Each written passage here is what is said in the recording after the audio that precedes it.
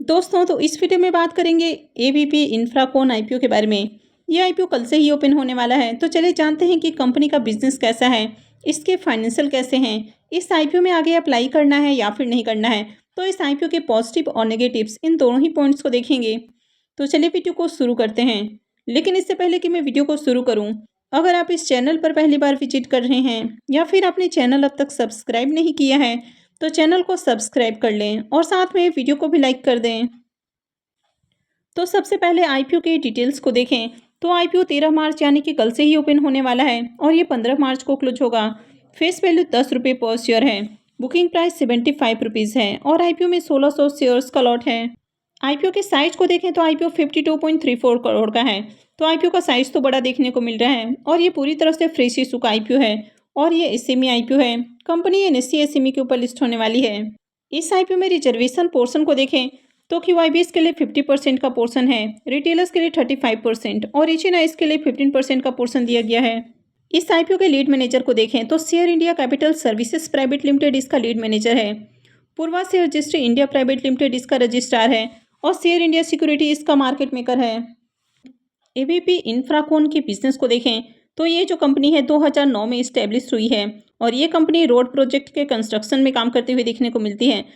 तो बेसिकली ये engineering, procurement और कंस्ट्रक्शन से रिलेटेड काम करती है। पहले इस कंपनी का नाम एबीपी कंस्ट्रक्शन प्राइवेट लिमिटेड था, जो कि अब एबीपी इंफ्राकोन लिमिटेड हो गया है। तो ये कंपनी हर तरह के इंफ्रास्ट्रक्चर और डेवलपमेंट से जुड़ी हुई काम करती हुई देखने को मिलती है। तो इसमें आपको सिविल वर्क भी देखने को मिल जाता है। तो company expressway, national highway, flyover, bridge, पुल, इरिगेशन प्रोजेक्ट, अर्बन डेवलपमेंट, तो इस तरह के काम करते हुए देखने को मिलती है।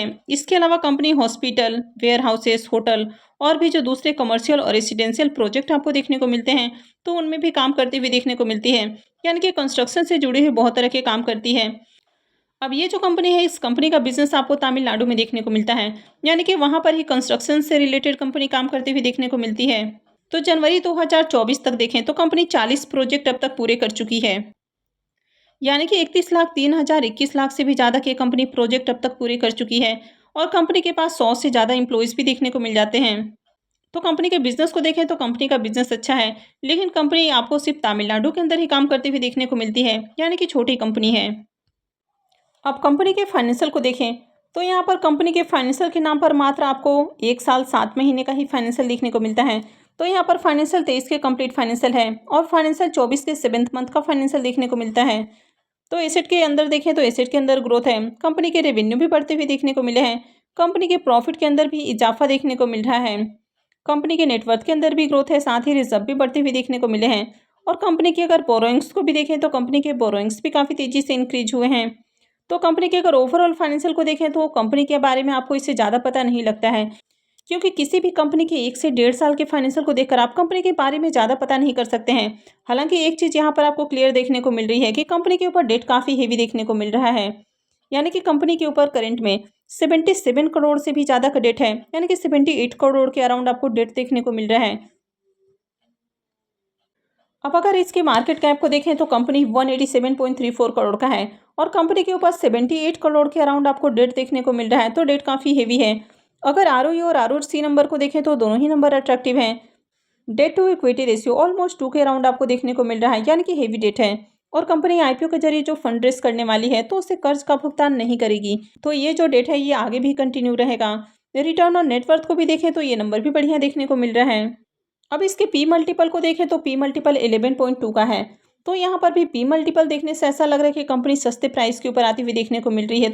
तो चलिए एक बार इसको इसके पीयर्स से कंपेयर करके देख लेते हैं। तो एबीपी इंफ्राकोन लिमिटेड के अगर पी मल्टीपल को देखें तो ये 11.2 का देखने को मिल रहा है। उदय शिव कुमार इंफ्रा का जो पी है वो 13.75 का देखने को मिल रहा है। रचना इंफ्रास्ट्रक्चर के पी मल्टीपल को देखें तो ये 56.17 का देखने को मिल रहा है और एचजी इंफ्रा इंजीनियरिंग के पी मल्टीपल को देखें तो ये 11.90 का देखने को मिल रहा है। तो कंपनी आपको बहुत सस्ते प्राइस के ऊपर आईपीओ लाती हुई देखने को नहीं मिल रही है। अगर आप इनके ईपीएस को भी कंपेयर करें तो इसके अकॉर्डिंग भी देखें तो कंपनी ज़्यादा सस्ते प्राइस के ऊपर आती हुई देखने को नहीं मिल रही है, क्योंकि एचजी इंफ्रा का जो आपको ईपीएस देखने को मिल रहा है वो भी काफ़ी हाई है और इसका पी भी आपको काफ़ी कम देखने को मिल रहा है। तो कंपनी भी आपको फुल्ली प्राइस पे आती हुई देखने को मिल रही है। तो इसका मतलब है कि ये कंपनी भी सस्ते प्राइस के ऊपर आईपीओ लेकर नहीं आ रही है। यहाँ पर भी प्राइस आपको ओवर वैल्यूड देखने को मिल रहा है। आईपीओ के ऑब्जेक्टिव की बात करें तो सबसे पहला ऑब्जेक्टिव है परचेस कैपिटल इक्विपमेंट, सेकंड है वर्किंग कैपिटल रिक्वायरमेंट्स, थर्ड है जनरल कॉर्पोरेट पर्पस और फोर्थ है पब्लिक इशू एक्सपेंसेस।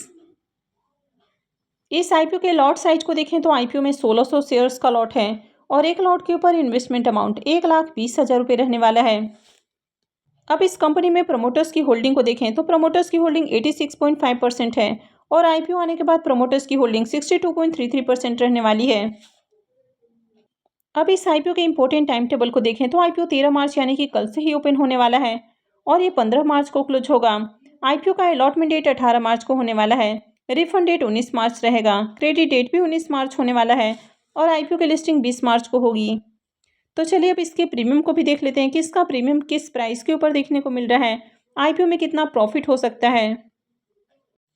अब किसी भी सेमी आईपीओ में अप्लाई करने से पहले आप एक बात का जरूर ध्यान रखें कि आप जिस भी ब्रोकर के थ्रू आईपीओ में अप्लाई कर रहे हैं कम से कम आपका ब्रोकर प्री ओपन की फैसिलिटी देता हो।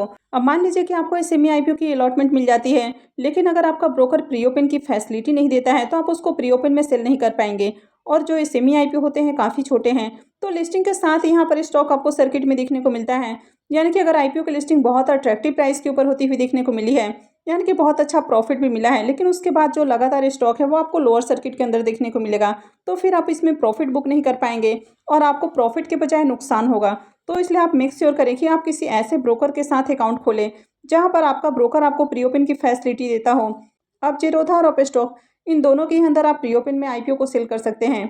तो अगर आप इस सेमी आईपीओ में आगे अप्लाई करने वाले हैं तो अगर आपके पास जीरोधा या अपस्टॉक का अकाउंट नहीं है तो सबसे पहले तो आप इन दोनों में से किसी एक के साथ अकाउंट ओपन करें और वीडियो के डिस्क्रिप्शन में मैंने दोनों का ही लिंक दिया हुआ है और अपस्टॉक के साथ अभी फ्री में अकाउंट खुल रहा है तो आप इस मौके का फ़ायदा उठा सकते हैं। एबीपी इंफ्राकोन आईपीओ के प्रीमियम को देखें तो इसका प्रीमियम 30 रुपये के ऊपर देखने को मिल रहा है और आईपीओ में 1600 शेयर्स का लॉट है। इसका मतलब है कि आईपीओ से 48,000 रुपये का प्रॉफिट हो सकता है। अगर इसके प्रीमियम को भी देखें तो इसका प्रीमियम 40% के ऊपर आपको देखने को मिल रहा है तो इसका प्रीमियम आपको अट्रैक्टिव प्राइस के ऊपर देखने को मिल रहा है। कंपनी के बिजनेस की बात करें तो कंपनी का बिजनेस अच्छा है लेकिन कंपनी के फाइनेंशियल ज़्यादा अट्रैक्टिव नहीं है। कंपनी के फाइनेंशियल के नाम पर आपको 1 साल 7 महीने का ही फाइनेंशियल देखने को मिलता है तो इससे कंपनी के ओवरऑल फाइनेंशियल हेल्थ के बारे में आप ज़्यादा पता नहीं कर सकते हैं। वैसे कंपनी के ऊपर डेट को देखें तो कंपनी के ऊपर हेवी डेट देखने को मिल रहा है और कंपनी आईपीओ से जो फंड रेज करने वाली है तो उसे कर्ज का भुगतान नहीं करेगी तो ये जो डेट है आगे भी कंटिन्यू रहने वाला है। वैसे प्रीमियम को देखें तो प्रीमियम आपको अच्छे प्राइस के ऊपर देखने को मिल रहा है लेकिन आईपीओ भी आपको ओवर वैल्यूड प्राइस के ऊपर आते हुए देखने को मिल रहा है तो ये भी एक नेगेटिव पॉइंट हो जाता है कि कंपनी ओवर वैल्यूड प्राइस के ऊपर आते हुए देखने को मिल रहा है और कंपनी के ऊपर हेवी डेट है। वैसे आज इसकी एंकर लिस्ट आने वाली है तो अगर एंकर लिस्ट बढ़िया आती है तो फिर आगे इसमें अप्लाई करने का डिसाइड किया जा सकता है। तो मैं आगे भी इससे रिलेटेड अपडेट आपको देती रहूंगी तो इसके लिए आप चैनल से जुड़े रहें और चैनल को सब्सक्राइब करके रखें और अगर आपने इस वीडियो को अब तक लाइक नहीं किया है तो वीडियो को भी लाइक कर दें और वीडियो को अंत तक देखने के लिए आप सबका बहुत बहुत धन्यवाद।